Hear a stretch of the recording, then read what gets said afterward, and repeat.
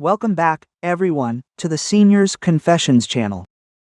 My parents-in-law returned from the coast and bought my wife 5 kilos of lobster for nourishment. My mother and sister-in-law immediately took them to throw a party for the whole extended family. I immediately packed up, took my wife to her parents' house, and said one thing that humiliated them all. That night, I was sleeping when I heard my wife groaning softly beside me. At first, I thought Lamb had a cramp like the previous times, so I even reached out to rub her legs. But just seconds later, I saw her face turn pale, her hands clutching her stomach, and cold sweat breaking out on her temples. Lamb bit her lip, her voice broken. "Fuck, it hurts so much, my stomach feels like it's tightening." I bolted up, my mind in total chaos. Lamb's pregnancy had just reached the 7th month. It was still way too early to give birth. I called a taxi while grabbing a coat for her, not even stopping to change clothes, only able to guide her down the stairs while she gasped for breath. Throughout the ride to the hospital, Lamb kept clutching my hand, sometimes closing her eyes in such pain that I was too terrified to look at her face. After examining her, the doctor had Lamb admitted for overnight observation. I stood in the hallway, pacing back and forth, the worst-case scenarios constantly flashing through my mind. Nearly an hour later, the doctor called me in and said Lamb was anemic, physically weak, and experiencing premature contractions due to overwork and inadequate nutrition. My chest felt heavy as I listened, and the doctor looked at me with a stern voice. "The mother is in a sensitive stage. It's fortunate the family brought her in on time. If she continues to be stressed, sleep-deprived, and eats irregularly, the risk of preterm birth is very high." I turned to look at my wife lying on the IV bed, noticing how her face looked so much thinner. That was when I suddenly realized how long it had been since I truly paid attention to whether Lamb was eating enough or sleeping well. I only knew that every morning she still got up to prepare my meals, still went to work, and still called to ask what my mother wanted to eat whenever she visited from the countryside. I just assumed my wife was healthy, thinking that if she didn't complain, everything must be fine. But in reality, for many months now, Lamb has been silently shouldering too much. During the day she teaches at preschool, and in the evening she handles all the cooking. Every time my mother visits for a few weeks, she habitually orders my wife around with one chore after another. One day she craves fish porridge, the next she wants soft braised dishes for her weak teeth. Lamb never refuses, even on days so exhausting she has to hold onto the counter while cooking. Not only that, Kai's house isn't far from ours. DM sells goods online and is always busy packing orders, live streaming, or picking up stuff. Because of that, the task of picking up Tuan Kiet, buying groceries, or cooking extra meals for them was often pushed onto Lamb. I once told my wife to just refuse, but she only smiled. "Helping out family is fine. I don't want your mother to be upset over small things." It is exactly this patience that made everyone see Lamb's kindness as an obligation. As for me, returning home late, I often only saw the meal set on the table, never knowing how exhausted the person who cooked it really was. Lamb was hospitalized for 3 days. Fortunately, her contractions stabilized, and the baby is developing normally. Before discharging her, the doctor ordered her to rest completely, eat nutritious food, take medication on time, and avoid anything that could cause emotional stress. Before we left the room, the doctor pulled me aside, saying a husband must pay more attention. Pregnant women need more than just medicine and food. They need a peaceful environment. If there is anything at home causing her to worry, you should take the initiative to resolve it. I listened to every word and felt ashamed. Back home, the first thing I did was call in to request a few more days off to take care of my wife. I tidied the bedroom, added a recliner, and bought a blood pressure monitor and a small fridge to place next to the wardrobe. Inside, I planned to keep separate milk, medicine, fruit, and nutritious food for Lamb. I never thought a family would ever need to divide food so strictly before. But many times, the prenatal milk I bought for my wife would be gone the day after I put it in the fridge. My mother said she gave it to Tuan Kiet to drink because growing children need it more. Once, I bought Bird's Nest, and Ms. Diem came over and just took a few jars, saying she'd give them to Kai Dung because he works so hard. Lamb didn't say anything, and I just mentioned it briefly and let it go. This time, I don't want things to continue like this anymore. My mother heard that Lamb had just been discharged from the hospital, but she only called to ask a few quick questions. I hadn't even finished telling her what the doctor advised before she said that all pregnant women get tired. "Back in the day, when I was pregnant with you too, I worked in the fields until right before I gave birth. Your wife is just too spoiled, that's why she's so fragile." Hearing that, my heart sank. I tried to explain that Lamb showed signs of a threatened premature birth, not just normal fatigue, but Mom just mumbled and switched to asking if I would come home this weekend to fix her water pump. In contrast to that attitude, the very next morning, my parents-in-law took a bus to visit her. He said he had just finished a long sea voyage. His skin was tanned, and his clothes smelled of the salty wind. My father-in-law, Mr. Duoc, he struggled to carry a large foam box into the house, tied up very securely on the outside. When I opened the lid, I was stunned. Inside were 5 kilos of live lobsters, their long antennae still twitching, along with tuna, dried sea creatures, and a basket of farm eggs. Mr. Duoc wiped his sweat and said, "I bought these from an acquaintance on a raft, at a better price than the market. It's not a gift from anyone, and it's not leftovers. Portion it out and cook a little for Lamb each time, don't throw any parties. Her health is what matters most." My mother-in-law sat by the bed, peeling an orange while looking at how thin her daughter had clearly become. Mrs. Nhu didn't scold her. She just said gently, "You're married now, but you must know how to cherish yourself, instead of always depriving yourself to take care of others. In the end, you're the one who suffers." Lamb was afraid I'd be embarrassed, so she hurriedly smiled and defended that no one in my family gave her a hard time, and it was just her busy schoolwork. But as she spoke, she looked down, her hands unconsciously tugging at the corner of the blanket. My parents-in-law didn't ask further, but I knew they understood their daughter had things she wasn't ready to share yet. I stood before them and declared that I, too, would handle Lamb's meals personally, ensuring no one could ever touch her nourishment again. My father-in-law looked at me for a long time before finally nodding. Food can be bought again if lost, but once trust is gone, it is very hard to regain, my son. They only stayed for the morning before having to leave for work. Before leaving, my father-in-law carefully tucked all the lobster purchase receipts into the thermal bag, telling me to keep them in case I needed to prove their origin. I thought he was being overly cautious, so I just smiled and put them in a drawer. At that moment, I had no idea that the 11 pounds of lobster my in-laws brought for their daughter would soon become the trigger to expose the greed and hypocrisy that had silently existed in my family for years. The next morning, I woke up very early, fearing that Lamb might be bothered by strong food odors. I took a small lobster out to the balcony to prepare it, steamed it, and picked the white meat to cook porridge. Since my wife was discharged, I've realized that caring for someone weak isn't just about buying good food. It's about watching how much she eats, how her body reacts, and when she needs to rest. Lamb sat propped up against the headboard, but after eating a few spoonfuls, the doorbell rang. I checked the clock. It was just past 8 a.m., and I was surprised since I wasn't expecting anyone. When I opened the door, I saw my mother standing there, with my sister-in-law Diem behind her, carrying a fruit bag so thin you could easily see a few small apples and some bruised pears inside.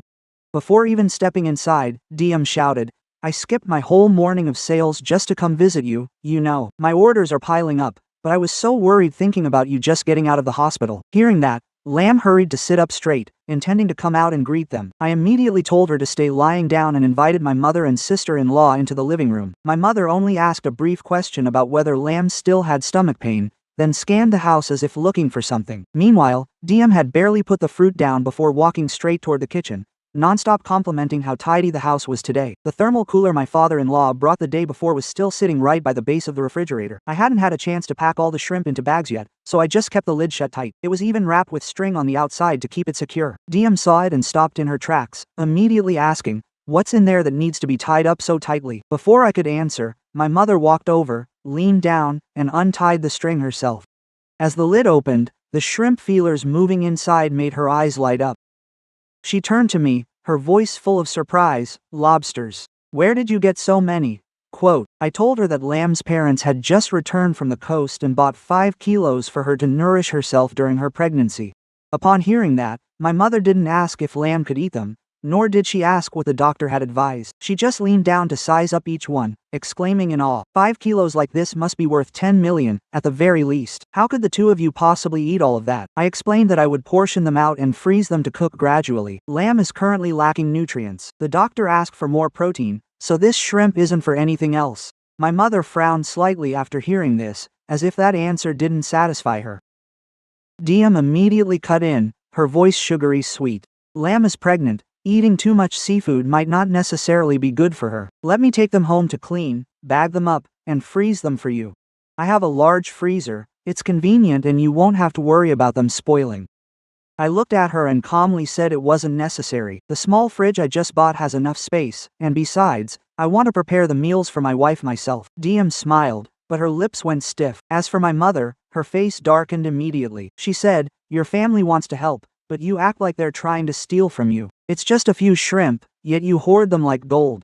I didn't want Lamb to overhear and overthink, so I lowered my voice to explain that I was just following the doctor's and my in-laws' instructions. But the more I spoke, the more annoyed my mother became. She claimed that ever since I married Lamb, I started favoring her side of the family over mine. Anything her parents give us is kept to ourselves, while anything our family asks for is treated like a forbidden topic.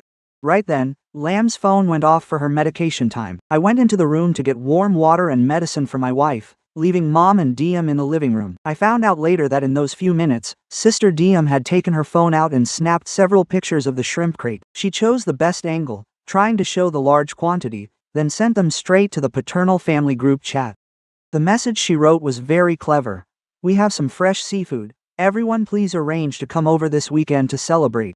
She didn't specify whose house had the shrimp, nor did she mention that the shrimp had been bought for land. Her vague phrasing led everyone who read it to naturally assume it was something she and her husband had prepared to treat the family. That weekend happened to coincide with Kai being assigned as a production team leader at the mechanical workshop, a position that wasn't actually big, just adding a bit of responsibility and a small allowance. But Sister DM bragged to the whole family that her husband had been promoted to manager, and she promised to host a huge seafood feast for everyone to come and congratulate him.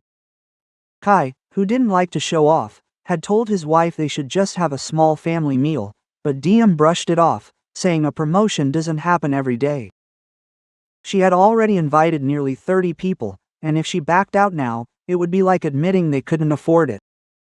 The problem was that she didn't want to spend money on food. Her business earnings had been erratic lately, but on the outside, she still tried to maintain an image of prosperity. As soon as she saw Lamb's crate of shrimp, she immediately saw it as a way to save face without spending a single penny. While I was busy dealing with the housework, she pulled Mom over near the kitchen door and whispered.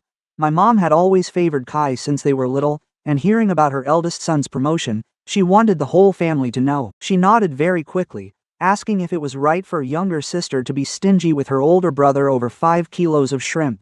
"Just take it, I'll talk to her later," she said. The two of them thought they were speaking quietly enough, but Tuan Kiet had come along that day and was standing in the hallway playing with his phone. He accidentally heard the whole conversation. He just didn't dare to speak up at that moment. By late morning, my mom brought up the shrimp again. She said the small fridge I just bought was prone to power outages. If the shrimp died, it would be a waste of money and end up spoiled. Sister DM chimed in that her freezer was big, so she would take it over to keep for a few days, and whenever Lan wanted to eat it, she would bring it back. I still refused. I made it clear the shrimp would be divided that afternoon, with no need to send them anywhere. Seeing my resolve, DM didn't bring it up again, though her eyes flickered with calculation. Just then, my phone rang. The company reported an AC system failure at the workshop, requiring me to arrive early the next morning since no one else could cover. I turned inside to take the call, so I didn't notice DM standing right near the kitchen door. She said nothing. She just silently checked the clock and asked casually what time I would be leaving tomorrow. I replied around 7 o'clock, still not realizing she had precisely calculated the window of time I'd be away from the house. When my mother and sister-in-law left, I just thought they were annoyed at being turned down. I had no idea that from the moment they crossed our threshold, they no longer saw those 5 kilos of shrimp as nutrition for a pregnant woman, but as a dish ready to be served at Kai's banquet table. That night, after my mother and DM left, Lam lay on her side in bed for a long time, unable to sleep. Thinking she felt unwell, I pulled the blanket up for her, but Lam whispered, "Fuck. Do you think you were too harsh this morning?" I turned to look at her, and Lam said softly, "I'm afraid that because of a few kilos of shrimp, the family might drift apart, and later on, the kids won't be able to face each other." She even suggested that if they really needed it, we could give Kai's family a little, just to keep things peaceful. Hearing that, I felt both pity and frustration. Not frustration toward my wife, but frustrated that even now, she still thinks she has to yield more to keep the peace. I sat down by the bed and asked Lam, "Do you really think today was only about some shrimp?" Lam didn't answer right away. She looked down at her hands resting on her belly, her face full of hesitation. I knew she understood what I meant, It's just that over the years she has become so used to enduring, that whenever she is treated unfairly, her first reaction is still to wonder if she should yield even more. I brought up the carton of prenatal milk that hadn't even been bought for 2 days before Diem took it for Tuan Kiet to drink. Back then, she even said that growing children need nutrition more than pregnant women. Lam didn't want to make a scene, so she just quietly switched to cheaper milk.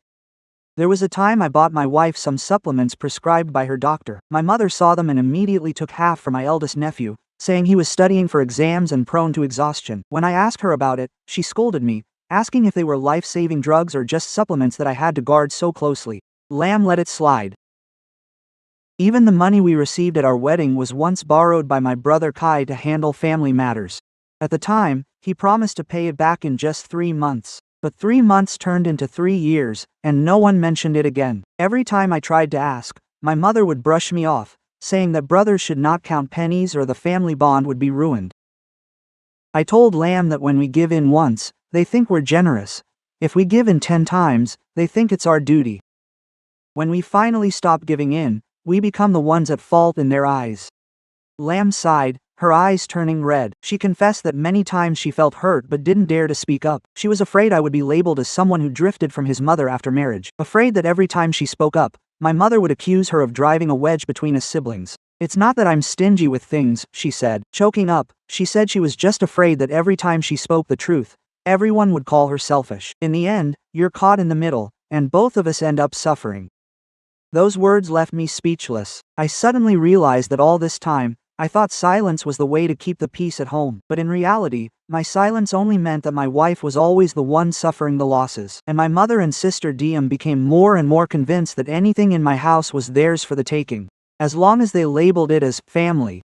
I held Lam's hand and made it clear that this time, I wouldn't back down. It wasn't about the value of the shrimp, but the fact that it was something her parents brought while she was weak. If they treat a pregnant woman's nourishment as something they can just take at will, they will cross any line in the future. Lam looked at me for a long time before nodding. She didn't say anything else, just gave my hand a light squeeze. Perhaps for the first time in many years as a daughter-in-law, she felt she no longer had to swallow all the grievances alone. Before going to sleep, I checked the cameras, the doorbell, and the camera in the living room. I installed these devices a long time ago for security, never imagining I'd need them to guard against my own relatives. I adjusted the camera angles, tested the phone connection, and enabled motion notifications. I had no intention of setting a trap or creating a situation. I just wanted to be able to see if my wife was safe at home tomorrow, even while at work. The next morning, I woke up early to prepare breakfast, pour warm water, and organize Lam's medication. Before leaving, I locked the small refrigerator with a combination lock. Inside, besides the shrimp, were her injections, milk, and pre-portioned meals. I told my wife, if you're tired, don't open the door for anyone, even family. Call me immediately if anything happens. Quote.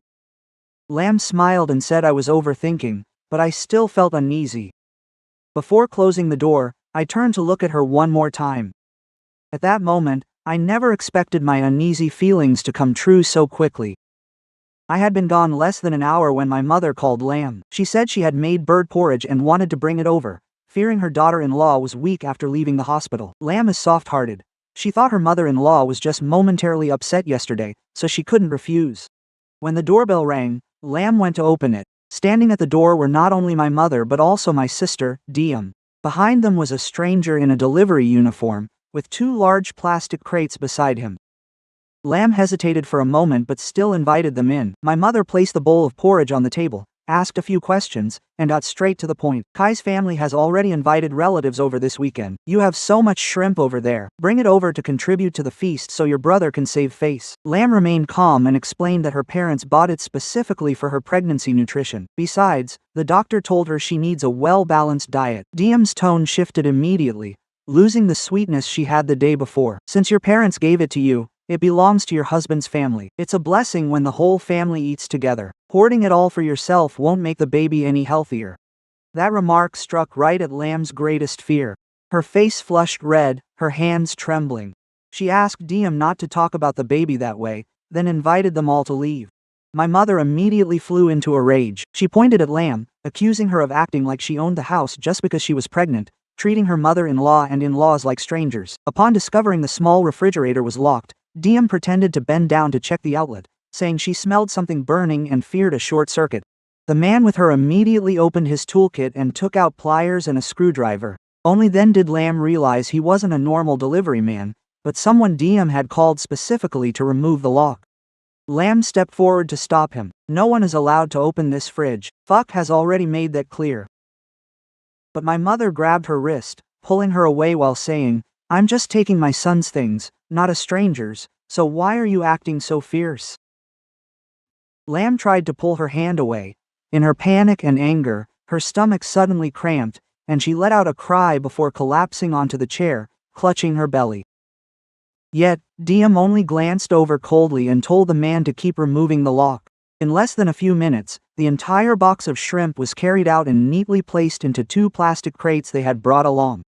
Meanwhile, Lamb remained curled up on the edge of the chair, her face deathly pale, watching my mother and Diem make off with the gift her parents had saved up to buy for her, while none of them stopped to ask if she was in pain. I was bent over checking the air conditioning unit in the workshop when my phone started vibrating constantly in my pocket. At first, I thought Lamb was texting to ask when I'd be home, so I just glanced at it. But the screen kept flashing motion alerts from the living room camera, and my heart suddenly sank. I opened the app right amidst the noisy machinery. The images that appeared left me standing there frozen. My mother was holding Lamb's wrist tightly, and Diem was standing by the small fridge, constantly urging the man with her to break the lock. Just seconds later, 2 plastic crates were carried out of the house, containing all the shrimp my parents-in-law had just brought over. I zoomed in on the screen and saw Lamb curled up on the edge of the chair, clutching her belly, her face deathly pale, her lips moving, but no one turned to look at her. I immediately called my wife once, twice, and by the 4th time, there was still no answer. I couldn't focus on my work anymore. I ran straight to the manager to say my pregnant wife was showing worrying signs. I asked to leave the factory immediately. The manager looked at my face and just nodded. Go ahead and head home. I'll take care of things here. As soon as I left the gate, I called my mother. She picked up quickly, her voice as calm as if nothing had happened. I asked why she broke into the house to take the shrimp, and why she held Lamb while she was in pain. My mother snapped immediately. It's just a few shrimp. Why are you acting like the world is ending? I've already brought them over to your brother's house. Bring your wife over this afternoon to eat. It'll be a happy family meal. I gritted my teeth, trying to keep my voice calm. Bring them back right now. Those were bought by Lamb's parents for her pregnancy nutrition. You have no right to just take them. Before she could answer, my sister-in-law Diem's voice came over the line. She snatched the phone and spoke in a defiant tone. It's too late to ask for them back now. I've already had them cleaned and steamed a few of them. Do you want me to bring the shells back to you? Don't lose your head just because of your wife. I told her Lamb was in pain. Why did you still send someone to take the food? Diem laughed coldly. If she's in pain, she should rest. Nobody forced her to carry the shrimp. Pregnant women often overreact to get their husband's sympathy. That sentence made it impossible for me to continue arguing. I hung up, thinking only of getting home as fast as possible to see how my wife was doing. When I opened the door to enter the house, the living room was still in disarray. The door latch lay on the floor, next to some broken plastic fragments. The bowl of bird porridge my mother brought over and left on the table was stone cold, with a layer of congealed fat on top. I ran into the bedroom. Lamb was lying on her side, curled up, one hand on her belly and the other clutching the edge of the blanket. Seeing me, she didn't cry, nor did she blame me. That very silence made my heart ache even more. I sat down by the bed and asked if she was still in a lot of pain. Lamb opened her eyes and looked at me, her voice very soft. In your mother's eyes, are our child and I worth less than a meal? I couldn't answer immediately. No matter how much I want to defend my mother, I cannot deny what I just saw on the camera. On one side was her pregnant daughter-in-law, just discharged from the hospital, in so much pain she couldn't sit steady. On the other side were a few kilos of shrimp meant for the feast. Yet, my mother and Diem still chose to take the shrimp first. I helped Lamb up and took her to a nearby clinic. On the way, she kept saying it was only a little pain and didn't want me to make a scene, but I noticed her palms were freezing and her breathing was uneven. After the examination, the doctor said the fetus was not in danger, but the contractions had returned due to Lamb being severely agitated. He ordered her to have complete bed rest, and if she had any more abdominal pain or bleeding, she must be hospitalized immediately. The doctor looked at me, his voice sterner than last time. She was lucky this time, but if she continues to be under such stress, no one can be sure what will happen next. I sat by the hospital bed, holding my wife's hand, feeling as if a heavy stone was pressing on my heart. While we were still at the clinic, my phone kept buzzing with new notifications. I opened it and saw that Diem had posted a series of photos on social media. On the table were plates of bright red lobster, arranged alongside vegetables and soda bottles. The caption read, "My husband and I are hosting a small meal to thank our relatives for Kai's recent promotion." She didn't mention where that shrimp came from at all. In another photo, my mother stood next to the seafood platter, wearing a new scarf over her shoulders. Diem also wrote, "My mother-in-law always loves her children and grandchildren. Whatever is delicious, she always shares it with the whole family." In just a short time, the comment section was filled with praise. Some said my mother is blessed, others complimented Diem for being clever and upholding family traditions. Someone even wrote that since Kai got promoted, he knows how to invite relatives, so he will surely accomplish great things in the future. I read each comment and felt a bitter taste in my mouth. At the same time, my wife was lying in a clinic because her contractions had returned. Meanwhile, online, my mother and sister-in-law were being celebrated for the very items taken from her. A while later, some relatives from my side of the family called me. They thought my wife and I had contributed money for the party, so they kept thanking us. An uncle even laughed and said, "Fuck is so thoughtful, the older brother paves the way, and you treat the whole family to such a big feast." I replied briefly, "I don't know anything about this party." The other end of the line fell silent for a few seconds before the tone changed. Perhaps they were starting to realize that what Diem Dang said wasn't entirely as it appeared. Just then, I received a text message from Tuan Kiet. He only wrote one sentence, "Uncle fuck, this isn't something my mom just thought up this morning." Right after that, he sent photos of messages about the table and chair deposit, a list of over 30 people invited 2 days ago, and an exchange about preparing the banquet. It turns out Diem had promised to host the party beforehand but didn't have the money to buy seafood. Lamb shrimp wasn't something she saw and suddenly grew greedy for. It was something she had actively targeted to fill in a show-off plan she had already mapped out. The last message Tuan Kiet sent was a short audio recording. Diem's voice rang out clearly. "Just say fuck, voluntarily offered it as a gift. If he makes a scene, mom will just cry in front of the relatives and he'll shut up immediately." I listened to it over and over, my hands turning cold. Only then did I understand that they didn't just take 5 kilos of shrimp. They had prepared a story to paint me as petty if I dared to object. And my mother would be used as a shield to force me to stay silent. I turned off my phone, looked at Lamb lying tiredly beside me, and made a decision. This time, I wouldn't argue anymore over the phone, nor would I continue to turn a blind eye. Because if I remained silent, the next person to be hurt wouldn't just be my wife, but potentially our unborn child. After bringing Lamb back from the clinic, I helped her lie down on the bed and quietly opened the wardrobe to take out clothes. I didn't say anything, just packed my wife's outfits into the suitcase, then put the medicine, prenatal checkup book, and necessary documents into a separate bag. Lamb lay watching me for a long time. Finally unable to hold back, she asked, "What are you doing?" I zipped up the first suitcase and turned to look at her. Lamb's complexion was still pale, her eyes red from exhaustion. "I said I would take you to your parents' house to rest until you give birth, at least until your mental and physical health stabilizes." Lamb propped herself up to sit, but remembered this was her home. "If I stay there for too long, people will say I'm throwing a tantrum and pulling you away from your mother." I supported her shoulders, not letting her strain herself. This decision wasn't made in anger, nor was it to cut ties with my family. I just couldn't keep letting Lamb stay in an environment where my mother and sister Diem could walk in at any time, putting pressure on her and causing her contractions. I said slowly, "Being filial doesn't mean watching your mother hurt your wife and child while pretending not to see. I am still my mother's son, but first and foremost, I must be your husband and the father of our child." Hearing this, Lamb turned her face away, a tear falling onto the pillow, but this time she didn't try to hide it. I understood she had waited too long to hear those words. Before leaving the house, I checked all the data again. I backed up the camera footage to my computer. I sent a copy to my personal email and saved another on my phone. I took screenshots of Tuan Kiet's messages, kept the receipt for my father-in-law's shrimp, and the medical report from the clinic.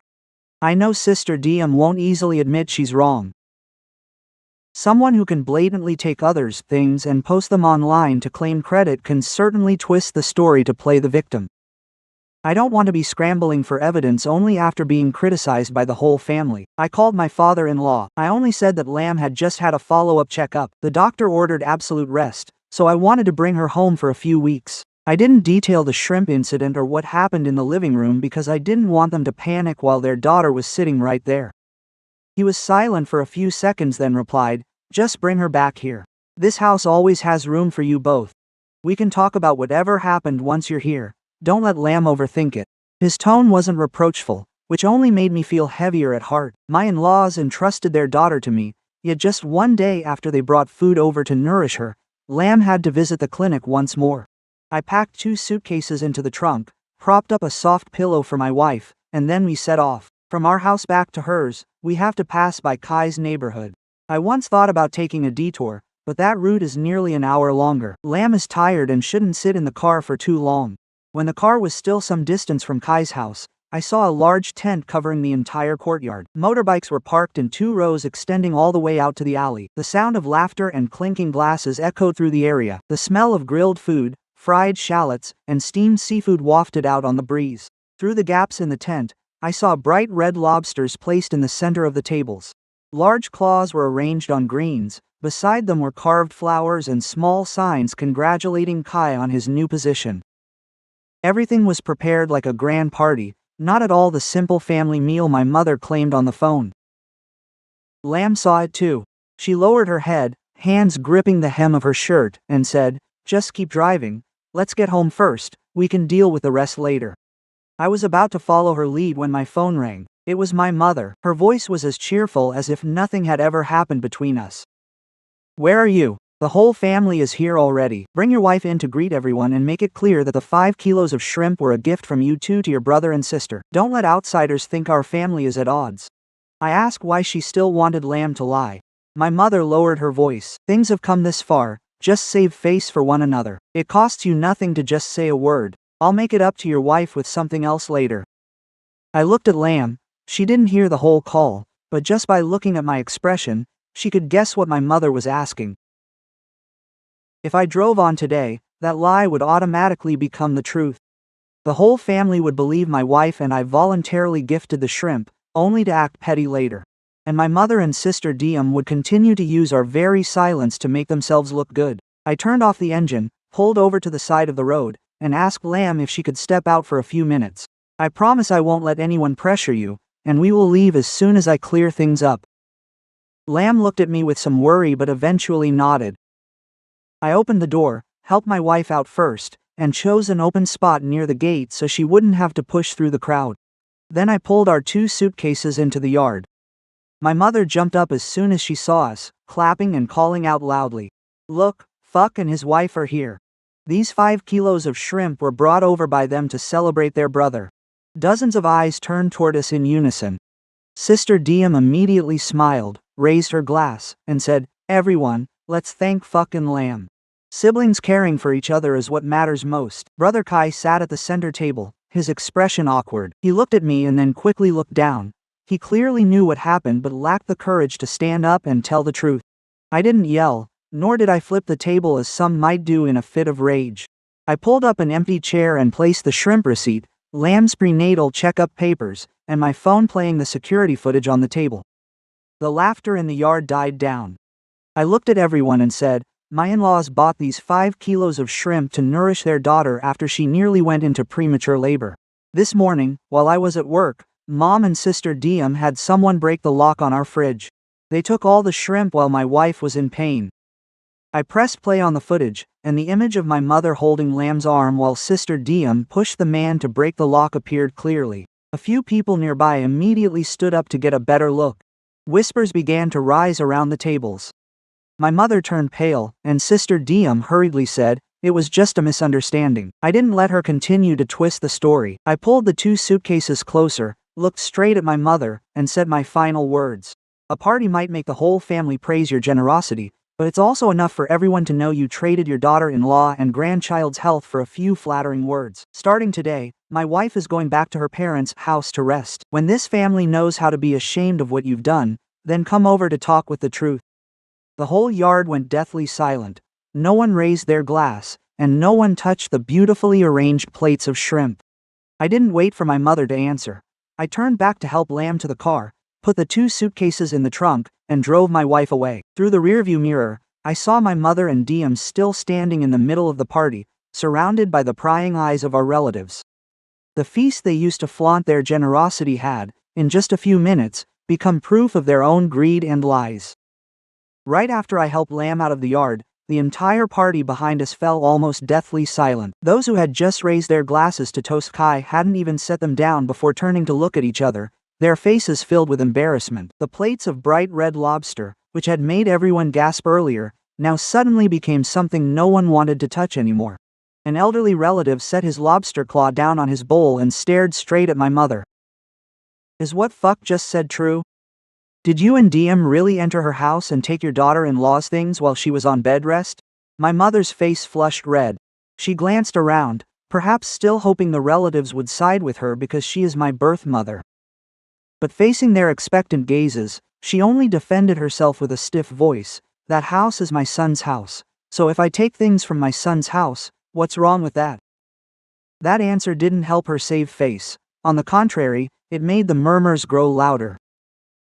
An aunt sitting nearby shook her head and said bluntly, "It's their house, not a common pantry for the whole family, and those were things Lamb's parents bought for their daughter who is in delicate health.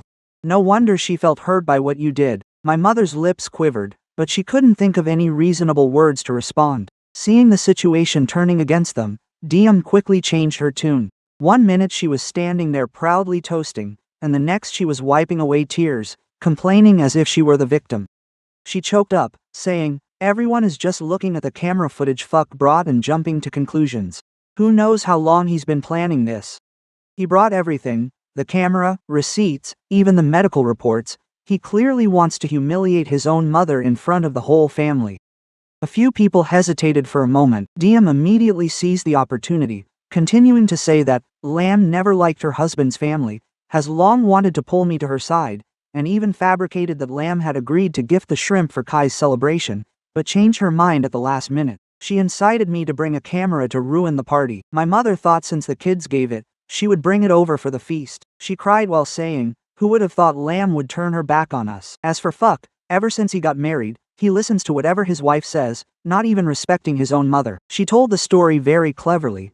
She didn't deny taking the shrimp, just tried to frame it as a misunderstanding and push the blame back onto my wife and me. In her story, Lamb became a devious woman pulling the strings from behind, and I was a spineless man manipulated by my wife. An uncle turned to ask Kai, "What is going on here? You are the host, how could you not know where the shrimp came from?" Kai sat with his head down from beginning to end. He knew clearly that his wife had planned to take the shrimp beforehand, and also knew my mother and Diem had sent someone to break the lock. But when asked directly, he just fumbled his reply. "I don't know much about the women's business in the house. I was at work all day, and when I came home to see my wife preparing it, I thought everyone had already agreed." That answer made several people shake their heads in disgust. He wanted to enjoy the party, yet also wanted to wash his hands of any responsibility once things were exposed. His silence was no different from being an accomplice. Tuan Kiet had been standing in the corner of the yard for a while, his face tense. Perhaps he had tried to hold back because he didn't want to embarrass his mother, but when he heard his father dodging and his mother continuing to blame his aunt and uncle, he couldn't take it anymore. He stepped into the middle of the yard, his voice trembling but clear. "Aunt Lamb didn't agree to give it. Mom had planned to take that shrimp 2 days ago. Mom even asked someone to prepare pliers and a screwdriver to break the freezer lock." The whole yard fell silent instantly. Diem whipped around, her face pale. She rushed forward and slapped her son hard in front of everyone. The dry sound of the slap echoed across the yard, leaving everyone stunned. She shouted, "You eat the food I feed you, yet you turn around and bite your own mother?" Tuan Kiet's head turned from the blow. His cheek turned red, but he didn't cry. He just looked straight at his mother, his voice choking, "You raised me, but that doesn't mean I have to help you make wrong things right." Kai hurriedly stood up and pulled his son inside the house. He didn't scold his wife for hitting their son, nor did he defend Tuan Kiet. He was just afraid that if the boy kept talking, things would become even harder to salvage. Diem followed them and snatched the phone from her son. She opened it, deleted the messages Tuan Kiet had sent me, then turned to tell the relatives that he had been bribed by my wife and me, even claiming I was using a child to frame his own mother and siblings. But by then, her words no longer convinced many people. The camera footage was too clear. Tuan Kiet's testimony also matched what I had released. Furthermore, her attitude when slapping her son in front of everyone only made it clear she was panicking from being exposed, rather than hurt by being falsely accused. Less than half an hour later, nearly half the guests got up to leave. Some said they had things to do at home, others made excuses about waiting children. But everyone understood they didn't want to keep eating at a feast built from items taken from a pregnant woman. The remaining guests mostly just stayed out of politeness, but the atmosphere had completely cooled. My mother sat silently at the head of the table, the new scarf on her shoulders suddenly looking out of place, while Diem kept trying to invite everyone to continue eating, but no one responded. The party she used to show off her prosperity finally turned into a humiliating spectacle that no explanation could cover up. That evening, instead of going to apologize to Lam or calling me to admit her fault, Diem chose a different path. She wrote a very long post on social media. She accused me of kicking my mother out of the house to be manipulated by my foreign wife, then using 5 kilos of lobster as an excuse to cut off family ties. At the end of the post, she even wrote, "There are those who, because they married a slightly wealthier wife, completely forget their own mother, their brother, and their roots." Just after a few hours, the post was shared across all groups of relatives and acquaintances. The party seemed to have ended, but in reality, it was only the beginning of a much more dangerous smear campaign.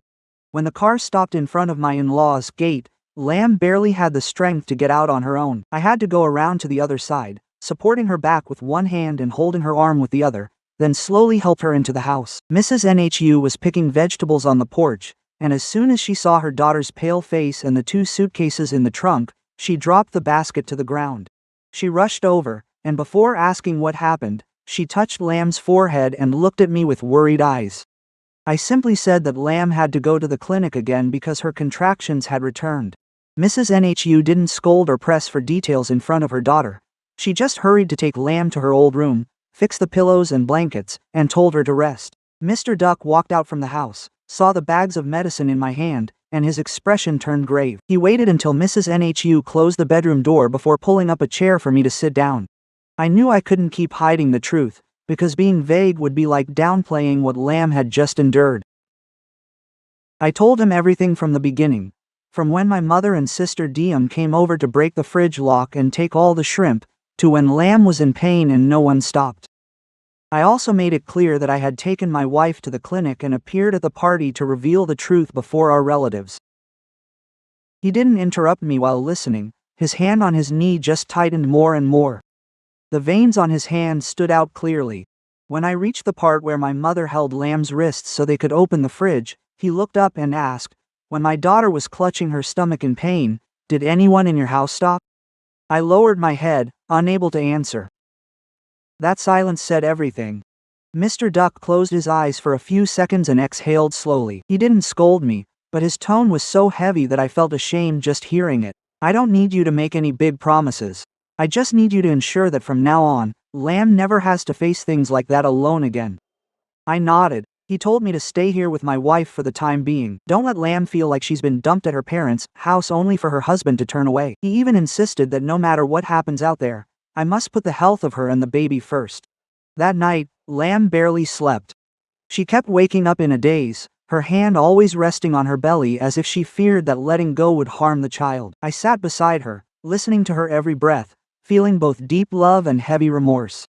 The next morning, my phone kept buzzing with messages. Diem's post had spread throughout all the family and acquaintance group chats. She didn't post the camera footage showing them breaking the lock to take the shrimp, nor did she include the part where Lam was in pain and had to go to the clinic. What she posted was just a short clip filmed exactly when I stood in the middle of the party to announce I was taking my wife back to her parents' home. She cut out the entire preceding part and added a caption claiming a son was publicly humiliating his own mother in front of the whole family for his wife's sake.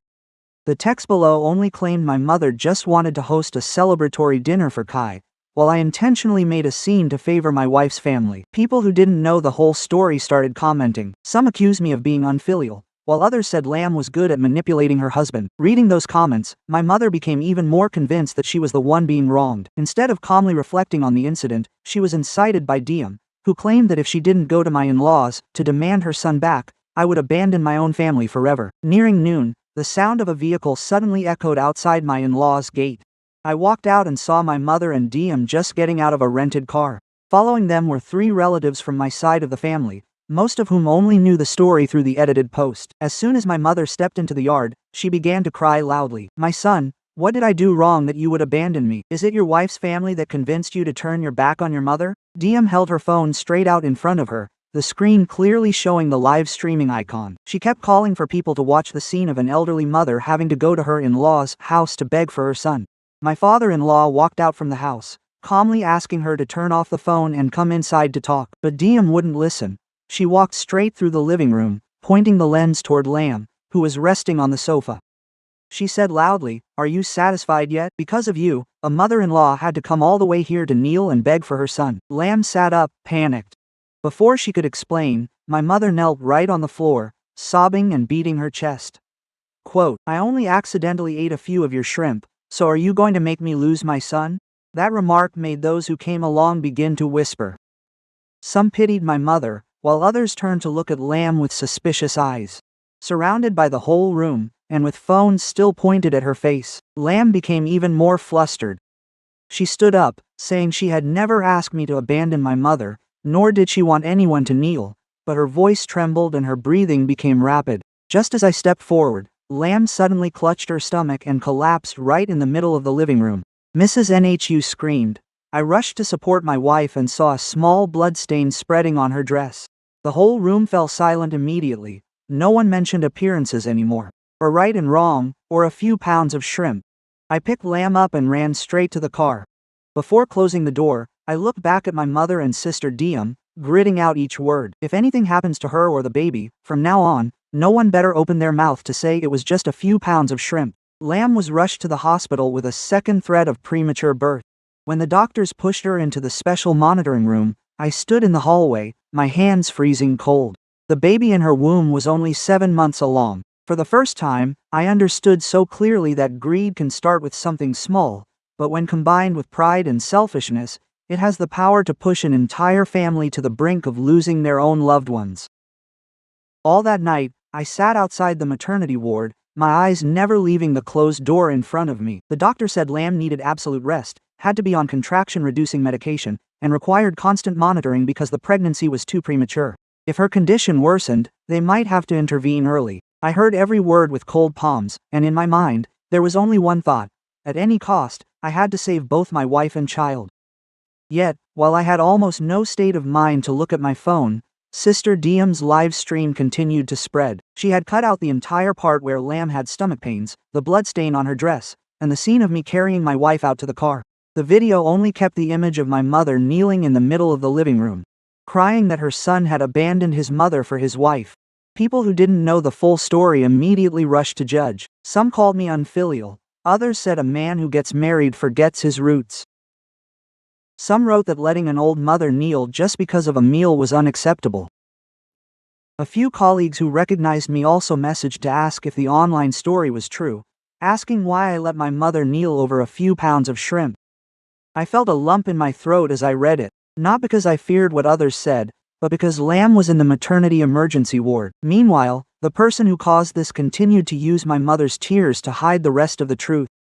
Near dawn, my company manager called, saying a woman claiming to be my sister-in-law had contacted the administrative office directly, accusing me of mental abuse toward my biological mother, neglecting my family, and causing public disorder. Diem even sent the edited video, demanding the company review my professional ethics. The manager didn't jump to conclusions, but he said the incident had been shared in customer groups, so the company had to request an explanation. I sat outside the ward writing my report on my phone, attaching the full security footage, the shrimp receipt, medical records, and info that Lam was hospitalized for threatened preterm labor. I didn't expect Diem to push things so far as to make me lose my job. Thinking back later, I understood her goal very clearly. If I were suspended or lost my income, I would fall into hardship and have to return to ask my family for help. At that point, I would no longer be in a position to protect my wife and child or oppose what she wanted to do. My father had been sitting next to me since midnight. Seeing me receive constant messages and intending to post all the evidence online, he gently stopped me, Don't argue back point by point. People who want to believe the worst will always find a reason to believe it. The most important thing right now is to keep Lamb from finding out more, and as for the truth, just hold on to the evidence. I listened to him. I only posted a short statement that my wife was hospitalized for pregnancy monitoring. All the information spreading online is incomplete, and I will clarify the evidence once my wife's health is stable. I did not mention my mother's name, nor did I attack Ms. Diem. That controlled silence only made Ms. Diem impatient. She started deleting comments asking why the video didn't include the part where Lamb collapsed. Anyone who mentioned the camera or Tuan Kiet's testimony was blocked by her. She even messaged some relatives personally, saying that if anyone stood by my side, they should never step into her house again. By noon, I received a message from an unknown number. The sender was Tuan Kiet. He said his phone had been confiscated by his mother and he had been locked in his room since the party. He had to borrow a classmate's phone to tell me something important. Quote, according to Tuan Kiet, Ms. Diem was forcing Mr. Kai to sign a statement confirming that my wife and I had voluntarily gifted 5 kilos of shrimp, then turned around to cause trouble, insult my mother, and ruin the party. Mr. Kai initially refused to sign because he knew the content was completely untrue, but Ms. Diem threatened to take Tuan Kiet away and expose a debt he had hidden from my mother for years. In the end, fearing the family would fall apart and his debts would be exposed, he signed the paper. Reading that, I felt both angry and disappointed. Mr. Kai did not personally break the lock to take the shrimp, but step by step, he still chose to protect a lie instead of defending the truth. His weakness has turned him into a tool in his wife's hands.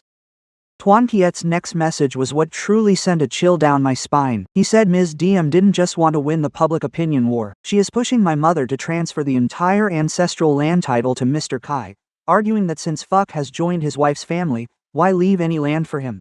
That land is the property my father left behind before he passed away. The house my mother lives in is on that land. When he was alive, my father said both brothers were responsible for caring for our mother, and later the assets would be divided by agreement, never given to just one person. Yet, Ms. Diem is taking advantage of the time my mother is angry with me to entice her into signing a deed gifting the entire land usage rights to Mr. Kai. She promised to build a new house later, give Mom the largest room, and take care of her for the rest of her life. Sitting outside the hospital room, I looked at the messages and finally realized that things had gone much further than just 5 kilos of shrimp. Diem is using this very conflict to sever my relationship with Mom, seize all of Mom's assets, and trap Kai in a web of lies with no way out.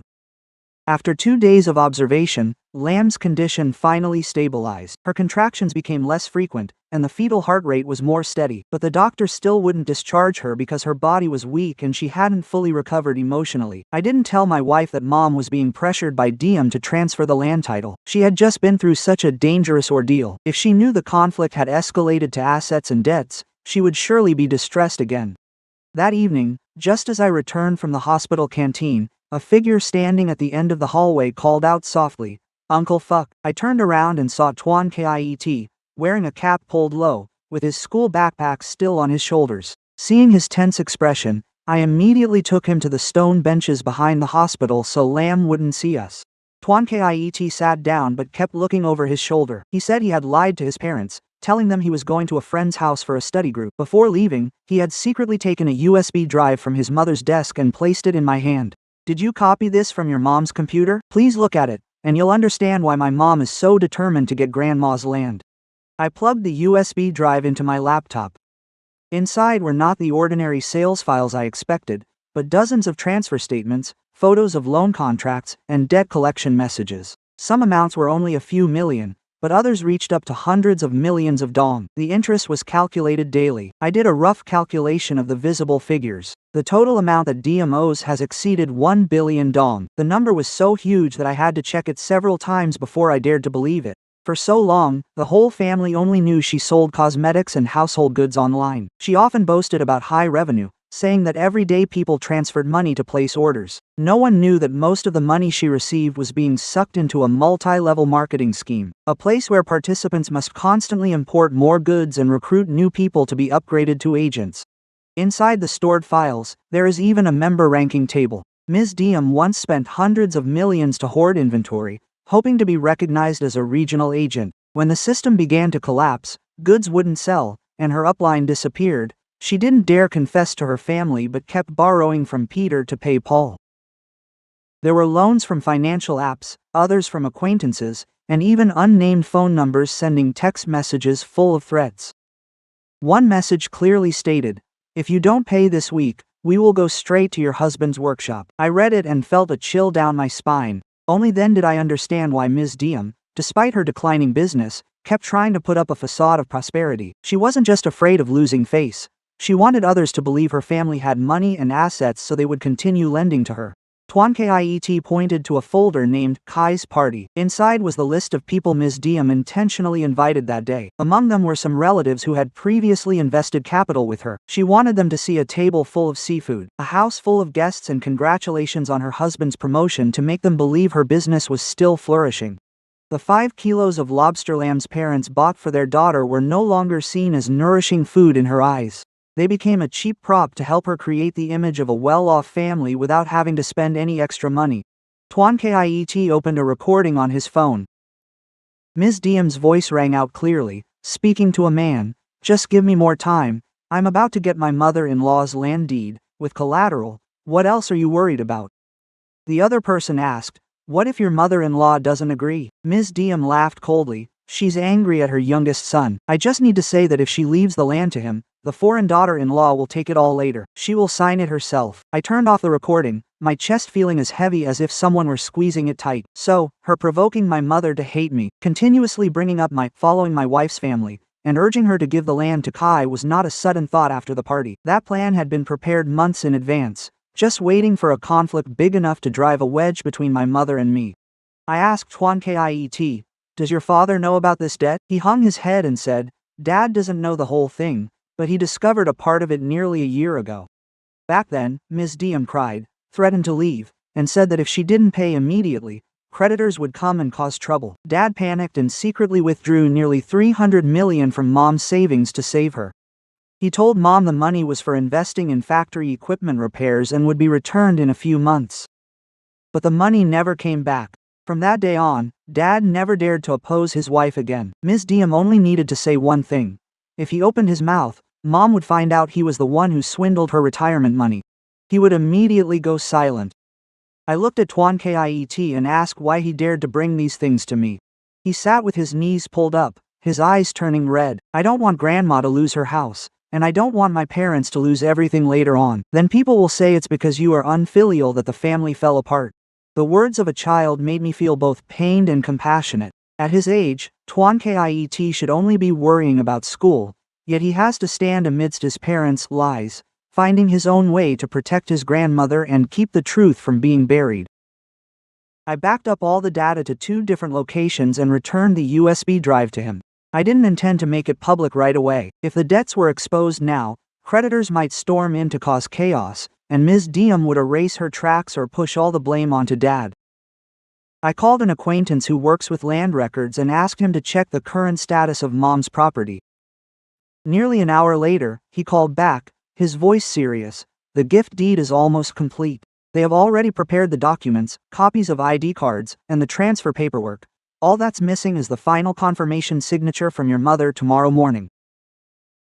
I checked the clock. It was nearly 10 p.m. If I didn't stop it in time. In just one morning, the house and land my father left behind could have become collateral for a debt of over 1 billion dong that my mother knew nothing about. I stayed up almost all night. On one side was Lam, hospitalized for pregnancy monitoring, and on the other was my mother, just one signature away from handing over both the house and land to Kai. I realized that if I was even a few hours late, everything might become irreversible. Early in the morning, I went into the hospital room to see my wife. Lam was awake. Her complexion was still pale, but her spirits were better than the day before. I didn't want her to worry, so I just said I had to go out to handle something regarding my mother and might be back in a few hours. Lam looked straight into my eyes, seemingly guessing part of the truth. She held my hand and said very slowly, "Whether you keep the land or not isn't as important as not letting your mother get burned. I don't want her to end up empty-handed and live in regret later." Hearing that, my heart sank. After everything my mother did that nearly caused Lam to lose our baby, she still didn't want her pushed into a corner. That very tolerance made me understand that I must not act out of anger or greed, but rather stop a mistake before it destroys the whole family. Mrs. Nhu stayed to look after Lam. My father-in-law insisted on coming with me. But before getting in the car, he made it clear he was only going to bear witness to what he heard. He wouldn't interfere in my family's property matters. I nodded. I knew his presence might make my mother think my in-laws were ganging up to fight for the land, but in this situation, having someone calm standing on the sidelines was better than me facing Diem alone. When we arrived at the office, my mother was already sitting on the benches inside. To her left was Kai, and to her right was Diem. On the table sat a thick folder. On top was the deed transferring all land use rights in the house, currently under my mother's name, to my brother. As soon as Diem saw me, she jumped up, deliberately speaking loudly so everyone around could hear. "You still have the nerve to show your face here, abandoning your mother for your wife's family, and now that you know you're losing your share of the land, you come running to fight for it?" I didn't answer. I only looked at my mother. She avoided my gaze, her expression a mix of anger and unease. Perhaps Diem had spent the whole night telling her I only came for the property, so my appearance confirmed her suspicions. Diem kept urging her, "Sign it, Mom, the papers are all ready, don't let people wait.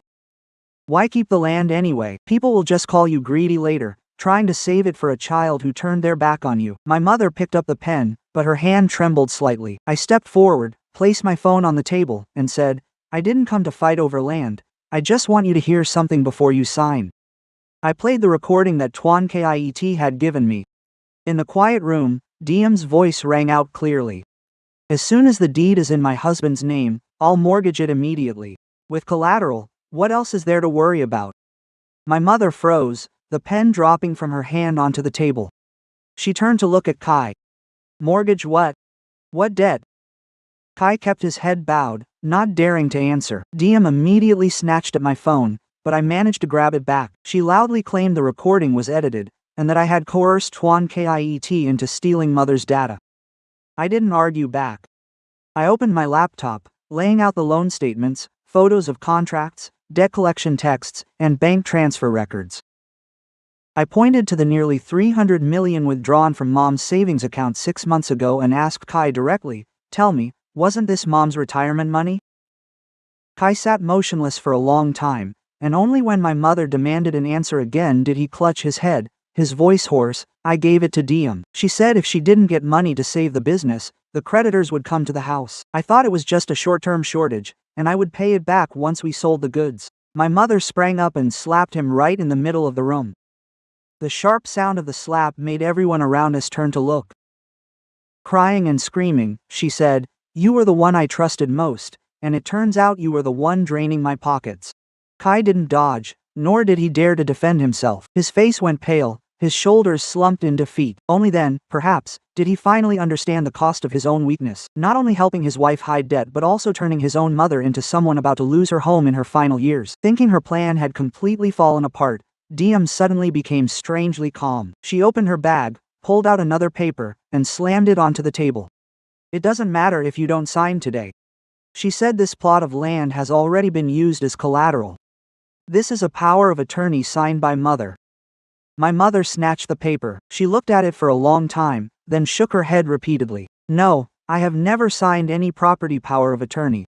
Diem immediately replied, "Have you forgotten? 6 months ago when you were hospitalized, you were the one who signed the documents I brought for medical and insurance procedures. Quote, this signature is yours, whose else could it be?" I looked at the date on the paper, and my mind flashed back to the time Mom was hospitalized for an IV drip due to high blood pressure. Back then, Kai was busy with work, and Diem handled the paperwork on his behalf. Mom was on an IV, barely keeping her eyes open and feeling exhausted, so she signed whatever was put in front of her, trusting her daughter-in-law completely. The truth started to emerge, sending a chill down my spine. Diem had tucked the property power of attorney into the medical file, taking advantage of Mom's groggy state to get her signature. This was no longer a matter of impulsive greed, but a plan calculated long ago. The officer in charge carefully checked the documents and signatures, then announced that the procedure must be paused due to signs of irregularity. They requested verification of the power of attorney's origin and the signer's mental state at that time. Diem's phone immediately started ringing incessantly. She looked at the screen, her complexion shifting from flushed to deathly pale. A text message appeared clearly. "No land deed means you better prepare the money by tonight. We're coming to your house to talk." She hurriedly turned off the screen, but it was already too late. My mother, Kai, and I had all seen it. My mother slumped into her chair, her hands trembling violently. I understood all too well that stopping the signature today only saved the house from being transferred immediately. The real storm, with a debt of over 1 billion Vietnamese dongs and the people demanding payment, was only just beginning to arrive. Leaving the office, my mother was barely able to walk. Kai had to help Mom to the car, while Diem followed silently with a cold expression. Throughout the drive home, no one said a single word to anyone. The fraudulent power of attorney, the withdrawn retirement savings, and the debt of over 1 billion dong weighed on the car like stones. As soon as we arrived home, my mother went straight into her room and closed the door. She didn't cry aloud, but from outside, I could still hear her stifled sobs. This house is what my father left behind after a lifetime of hard work. For years, Mom always said that no matter how poor we were, as long as there was a roof for her children to return to, she felt blessed. Yet, in just one morning, she discovered that the child she trusted most had taken her savings, and the daughter-in-law she defended was eyeing the land. I didn't have time to blame anyone further. I called an acquaintance familiar with land procedures, explained the whole situation, and asked how to block any suspicious transactions. He advised Mom to immediately file a request to freeze any property changes and notify them that the power of attorney is disputed and was signed unknowingly. I grabbed paper and a pen to prepare the documents right at the living room table. Kai sat opposite me, holding his head in his hands, looking back and forth between Mom and his wife. I told him to hand over all the loan papers and all related messages and accounts so I could sort them out. He was not allowed to delete anything, nor was he to continue signing documents just because he was being threatened. Diem immediately got angry upon hearing that. What right do you have to interfere in our family matters? The debt is ours, and as for the land, whoever Mom gives it to is entitled to it. I looked her straight in the eye and said, if it's your debt, you are responsible for it yourselves. No one has the right to force Mom to lose her home to pay for debts she never incurred. She gave a bitter laugh, claiming I was only pretending to protect Mom to secure my inheritance. I didn't argue with her. I stated right in front of Mom that whether she leaves the land to Kai, to me, or sells it for her retirement, I will respect her decision. The only thing I am preventing is assets being taken by trickery to pay off debts she knows nothing about. My mother walked out of the room, her eyes swollen and red, her voice raspy. I haven't given this plot of land to anyone yet. From now on, no one is allowed to touch it without my permission. That was the first time since the whole thing began. She did not stand on Diem's side. My sister-in-law froze for a moment, then turned away, but her eyes clearly showed resentment. Around 5 p.m., the sound of motorcycles suddenly echoed through the alley. 6 men and 1 woman arrived, blocking the gate. The leader held a stack of papers and called out Diem's name as they entered the yard. My mother panicked, her legs going weak. When Kai ran out to stop them, the man threw a photocopy of a contract onto the table, saying the principal and interest were months overdue. They gave Diem until that evening to pay a portion, or they would continue to target Kai's workshop and other involved relatives. Diem stood hiding behind her husband, no longer looking as fierce as before. She kept saying she would have collateral soon and just needed a few more days, but the woman with the group immediately cut her off. You've said that 3 times already. Where is the land title? Where are the papers? If you don't have them today, don't blame us for making this clear to the whole neighborhood. Neighbors started standing outside the gate to look in. My mother, both scared and humiliated, intended to take the remaining money in the house to give them so they would leave. I immediately held her hand back. I demanded that the group only work with the person who signed the loan and not threaten my mother or touch any property in the house. I also made it clear that the land is currently under dispute. Any documents used as collateral without the legal consent of the owner must be verified. The leader looked at me for a moment, then lowered his voice. We came to collect from the borrower and don't want legal trouble, but she promised land as collateral, so we gave her an extension. I suggested they photograph all the evidence, leave their contact information, and stop gathering to pressure an innocent person who isn't involved. Perhaps seeing that I had turned on the recording, that group didn't push things too far. Before leaving, they warned they would return if Diem continued to avoid them. As soon as the gate closed, my mother collapsed into a chair, gasping for air. She looked at Kai, tears streaming down her face. Do you two intend to let them seize your father's altar before you finally tell the truth? Kai knelt down in front of her. He confessed that the debt wasn't just over 1 billion like the files I saw, but also included loans under friends' and relatives' names. The total could be much higher. He said he knew his wife had borrowed more but didn't dare to get to the bottom of it, because every time he brought it up, DM threatened to take the children and leave. I demanded he make a list of all the creditors that very night. For debts with legal documentation, we must negotiate to pay them off gradually. For any signs of irregular interest or threats, keep the evidence to have authorities intervene. I made it clear I would help him organize and protect Mom, but I wouldn't pay for the decisions they hid for years. While Kai and I were reviewing the documents, DM said she was tired and went upstairs. No one noticed she had been in the room for so long. Around 9 p.m., Tuan Kiet ran in from outside, his face deathly pale. Dad, Mom took her suitcase and left. We hurried up to the room. The wardrobe was wide open, some clothes and cash were gone, and the drawer where Mom kept the land deeds had been pried open. Inside were only a few old copies. The original land ownership certificate was gone. On the table was a note DM left behind, with just a few short lines. I cannot sit around and wait for all of this to collapse on me. When I manage to arrange the money, I will return. Her phone was turned off, and her motorbike was no longer in the yard. Tuan Kiet stood in the middle of the room, eyes panicked, repeatedly asking if Mom had abandoned him. Kai leaned his back against the wall, sliding down to the floor. And I looked at the empty drawer, realizing DM didn't just flee out of fear, as she had taken the original land deed with her, meaning that even though the title transfer was blocked, she hadn't given up on using Mom's house as a final lifeline to save herself from mounting debts. After discovering the land deed had vanished, my mother nearly collapsed. She slumped onto the edge of the bed, hands trembling, repeatedly saying that it was the document my father had kept himself since the day the house was built.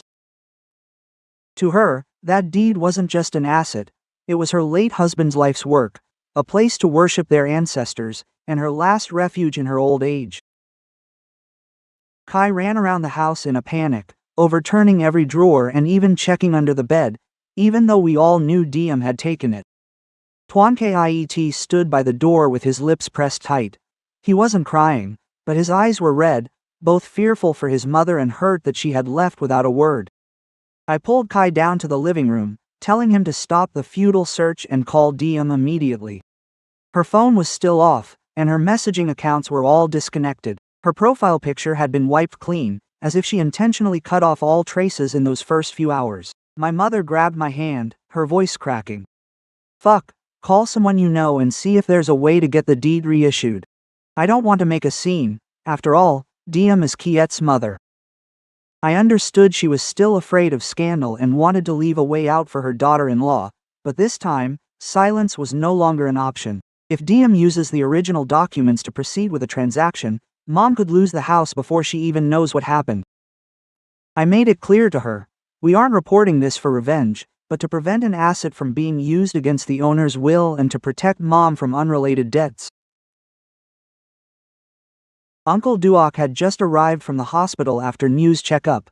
He listened to everything and said calmly, hiding a wrong doesn't save the person at fault, it only makes the consequences greater. My mother remained silent for a long time, and finally, she nodded. I helped her write down the entire sequence of events in order. A power of attorney document surfaced during the filing process. Confirmation that she did not know the content. The fact that DM took the original documents and left the house. Kai also had to sign a statement about the debt and confirm his wife was holding the deed. Before leaving, I asked him to bring down all the remaining documents. In an old briefcase, we found some photocopies with Mom's signature and a receipt under a stranger's name. That name matched the account number that received many payments from DM in the data Tuan Kiet copied. I asked Kai who that was. He stared at the paper and shook his head, but his expression showed he wasn't entirely unfamiliar with it. I didn't push him immediately, I just told him to think very carefully, because from now on, any lie could make Mom suffer the consequences instead of him and his wife.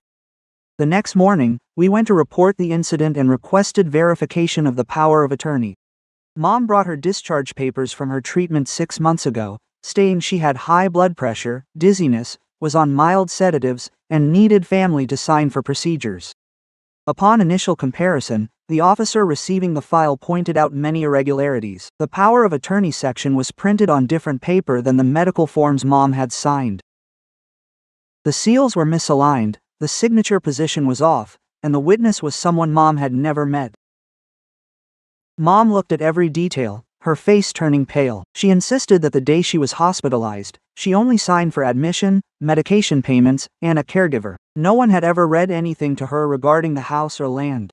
I immediately remembered the briefcase of documents Diem had brought to the hospital. Back then, Mom was tired, her vision was blurry, and she only signed where her daughter-in-law marked. If those pages had been swapped or inserted, she would have had almost no way of knowing.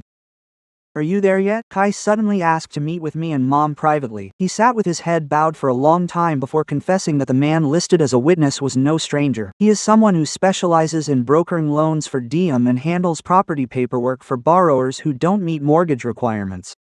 My mother slammed her hand on the table. "How long have you known?"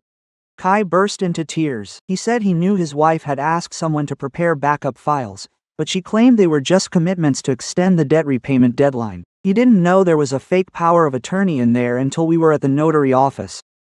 I looked him straight in the eye. He didn't know everything, but he knew enough to stop it. "Why did you stay silent?" Kai covered his face, his voice choked with emotion. He confessed that he had personally seen Diem practicing Mom's signature on a scrap of paper. When he asked, she said she was just practicing to fill out forms for her because her hands were shaky. He had been suspicious but chose to believe his wife's word. He was afraid that if he made a scene, the $300 million he took from Mom would be discovered. He said, "I thought as long as I paid off the debt, everything would return to normal. I never expected her to dare to use Mom's house as well." My mother turned away, tears streaming down her face. Her pain at that moment came not only from her daughter-in-law's deceit but also from the fact that her eldest son had repeatedly seen signs of trouble but stayed silent to protect himself. I didn't scold him any further. I demanded he write down everything he had just confessed, starting from the withdrawal of the savings. Seeing his wife forge the signature and knowing about the middleman but failing to stop her, Kai held the pen, his hand shaking so much he had to rewrite it several times. That afternoon, verification documents were added, and information about the missing land title was recorded to prevent further transactions. The middleman began to be contacted for clarification, and the documents Diem used were no longer considered a mere family dispute. On the way home, my mother sat silently in the back of the car. A long time later, she finally said, "I used to think fuck made me lose face, but now I understand that the person who humiliated this family most is the one I always tried to cover for." No one replied. Because by then, all words of comfort were too light compared to the truth that had just been exposed. I thought that after the files were blocked, Diem would try to reach out to negotiate or turn herself in. But that evening, Tuan Kiet received a text from an unknown number, containing only one sentence. "Tomorrow after school, wait for Mom at the gate, don't tell Dad and Uncle fuck." The message from the unknown number kept Tuan Kiet restless all night long. He didn't dare to hide it as his mother instructed, but he was also afraid that if he spoke up, everyone would stop him from seeing her again. Even though Diem had done many wrong things, in a child's heart, she was still the one who gave birth to and raised him since he was small.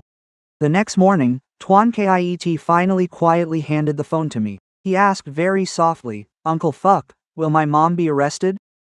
I didn't know how to answer to ease his fear without lying.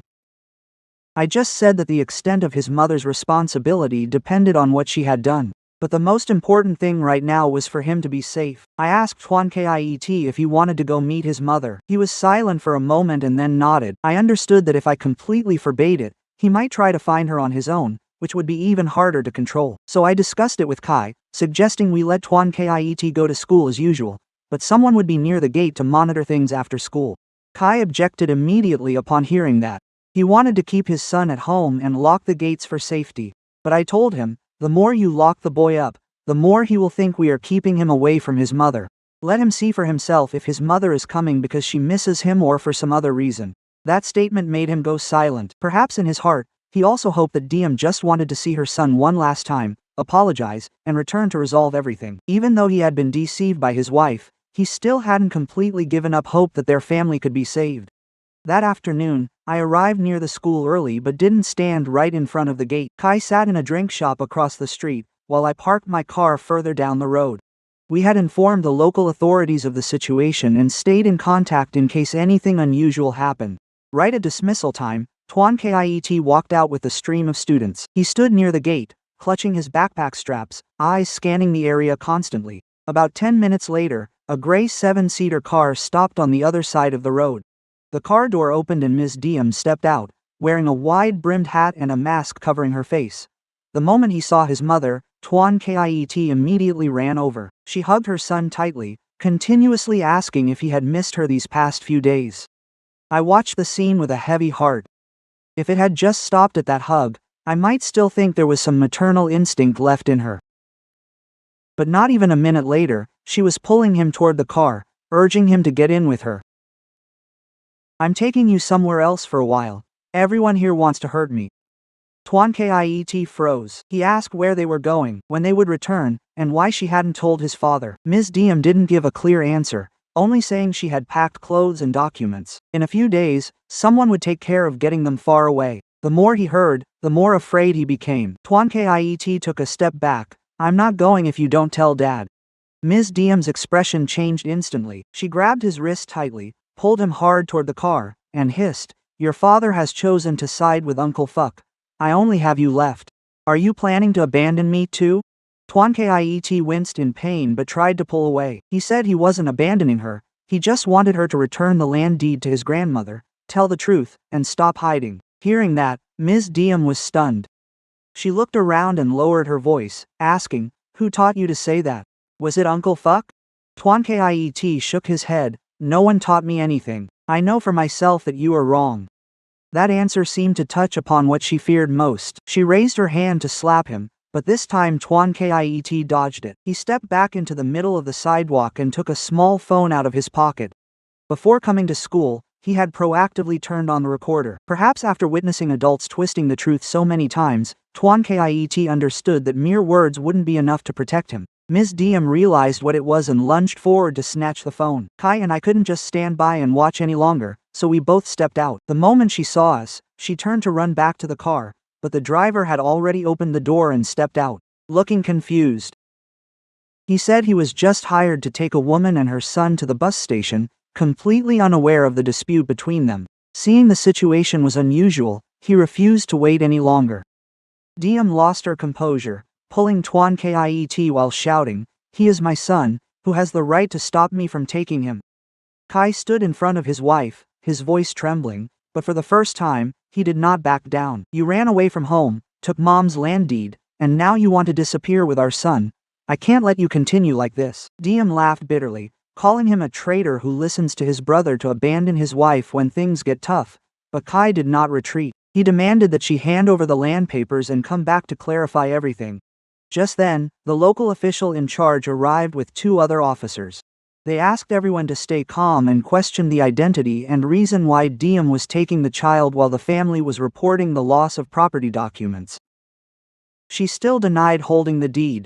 She claimed I made the story up to frame her, and that taking the child was just a trip to visit an acquaintance. But Tuan Kiet suddenly spoke up, saying his mother hid the deed in a black bag in the trunk.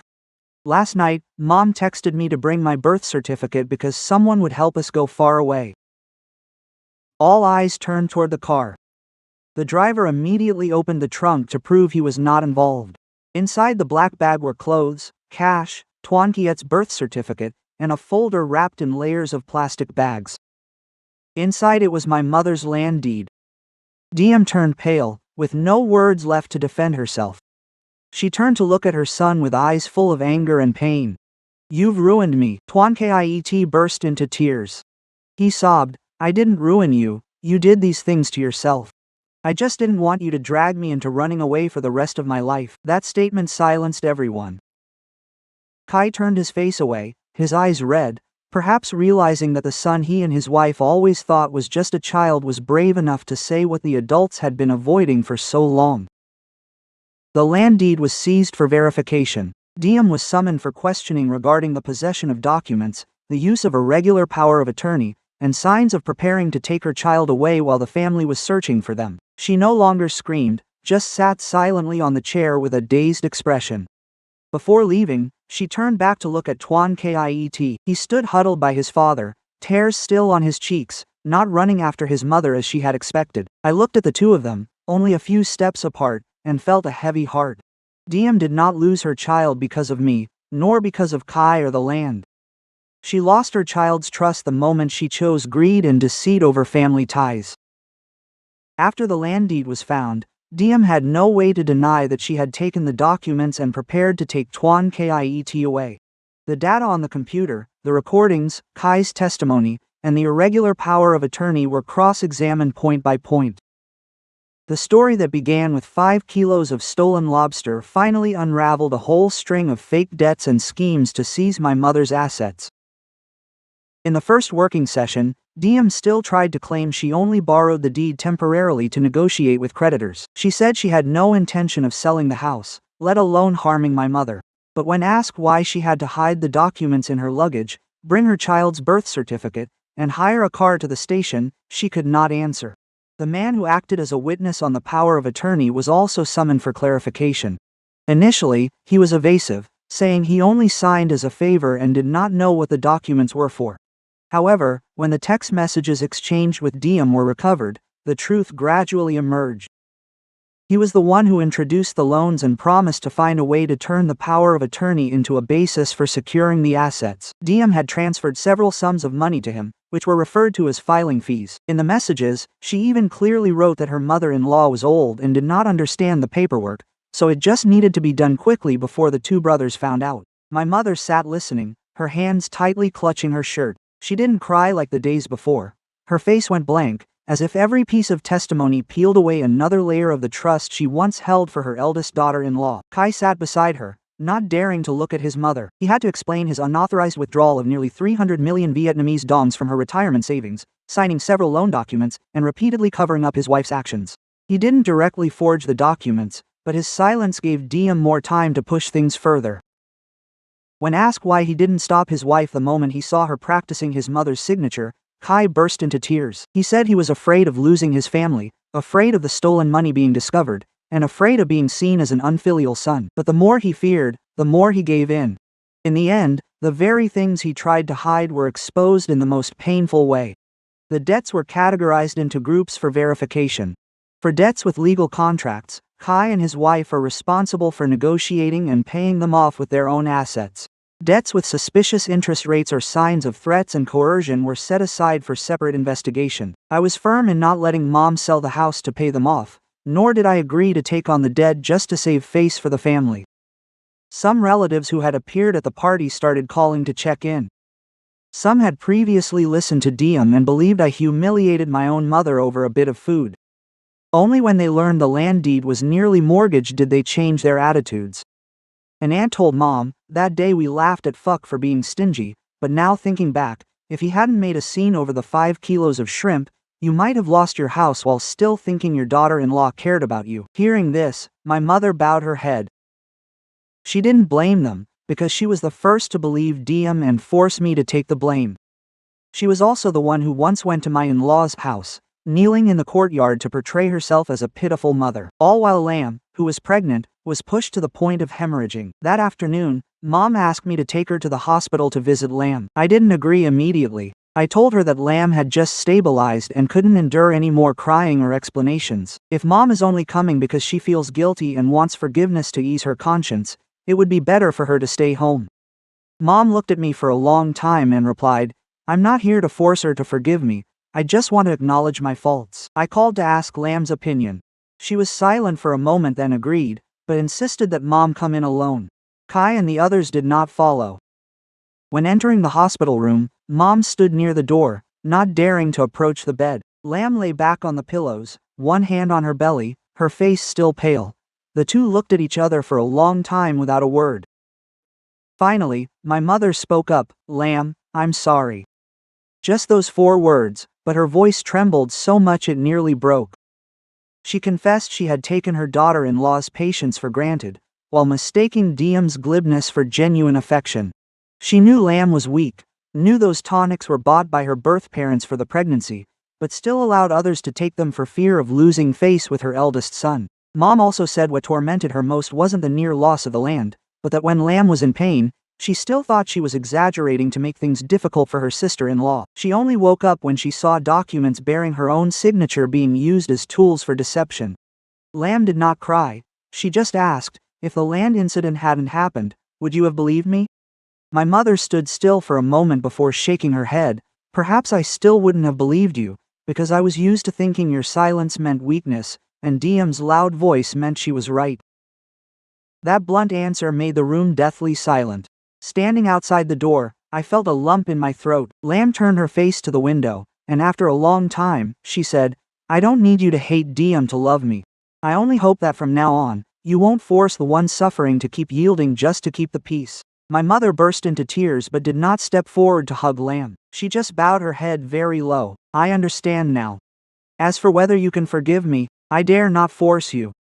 Before leaving the room, Mom took a small box from her pocket. Inside was a pair of silver bangles she had set aside for the grandchild about to be born. She placed it on the table and said this wasn't a bribe for forgiveness, just something she wanted for the grandchild before everything happened.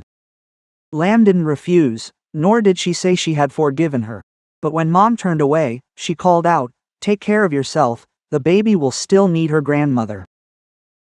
Mom froze, her shoulders rising. She didn't turn back, just nodded repeatedly and walked outside. I hadn't even managed to see Mom off when the monitor in the room suddenly signaled. Lamb clutched her stomach, her face wincing from a pain much stronger than before. A nurse immediately ran in to check and called the doctor. After a few minutes, the doctor looked at me, his voice urgent. "Labor has begun, the baby is still a bit premature, prepare yourselves, we must take the mother to the delivery room immediately." The door closed before my eyes. Mom stood beside me, hands clasped to her chest, tears streaming down. Out there, Diem is having to face the consequences of her actions. And in the room ahead, my wife and child are entering another battle, where no one knows if peace will arrive in time.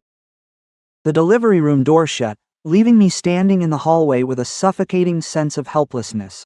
My mother sat on the bench against the wall, hands clasped together, whispering prayers for Lamb and the baby's safety. Mrs. Nhu and Mr. Duoc also rushed over from home, but no one mentioned what had happened. In that moment, all right and wrong, grudges, or assets became small in the face of a child's life striving to enter this world. Nearly 2 hours later, the doctor stepped out. I jumped up so fast I almost fell. The doctor took off his mask, his voice lighter than before. "The mother has delivered a baby girl.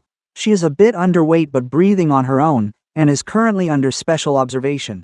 The mother lost a lot of strength, but her condition is stable." Hearing that, my knees went weak.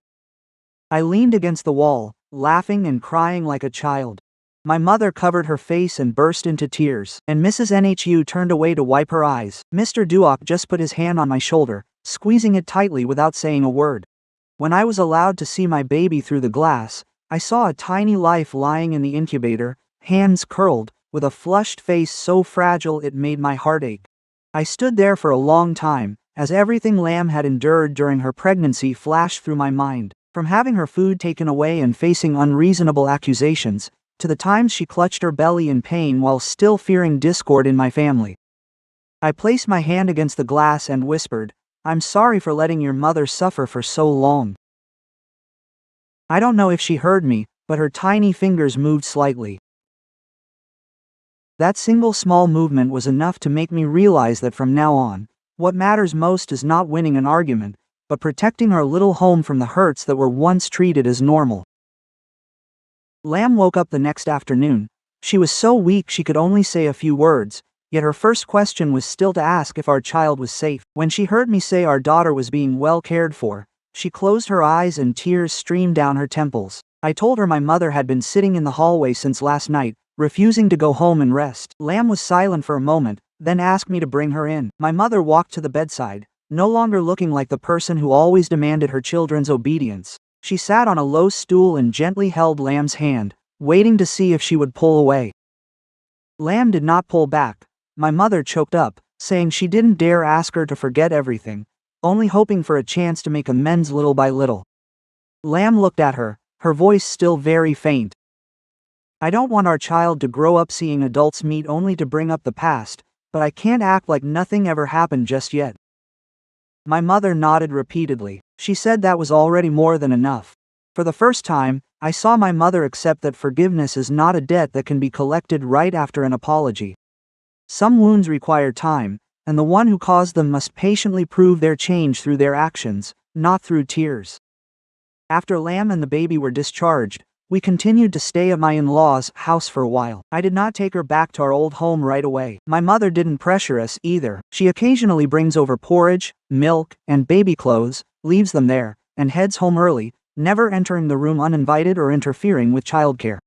Mrs. Nhu kept her distance at first, but seeing my mother truly change, she slowly became less cold. The two women, who once stood on opposite sides of a conflict, began speaking to each other with very simple words. Did the baby sleep well today? Has the mother managed to eat anything? What kind of leaves are safe for bathing a baby?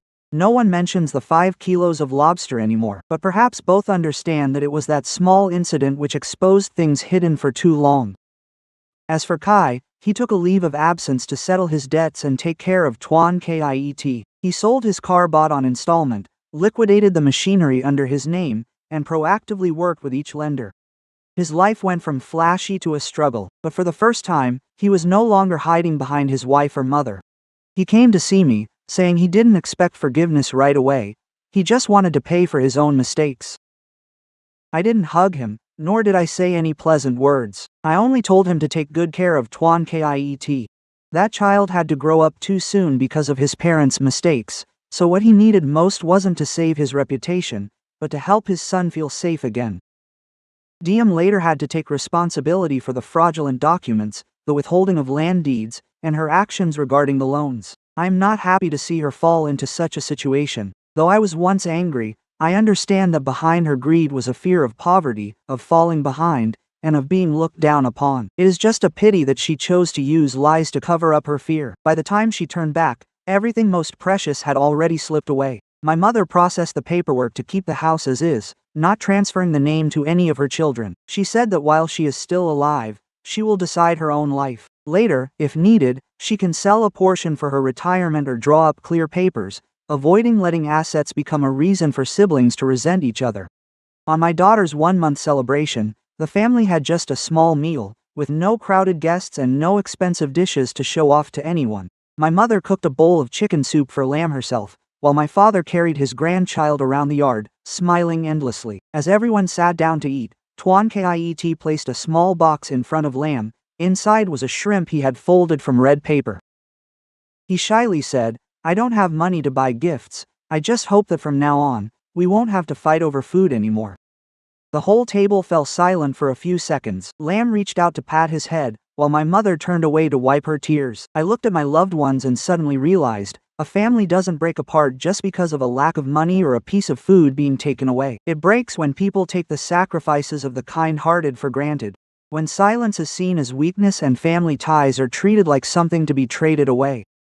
Luckily, after everything, we still have the chance to sit together again, not to pretend we were never hurt, but to learn to live differently, slower, more genuinely, and knowing when to stop before hurting those beside us. I picked up my daughter, listening to her steady breathing in my arms. Outside in the yard, the afternoon sun fell softly on the roof. I don't know if our family's future will be completely peaceful or if there will still be difficult days, but for the first time in a long time, I believe that as long as everyone takes responsibility for their choices, this home can still be rebuilt from the smallest things.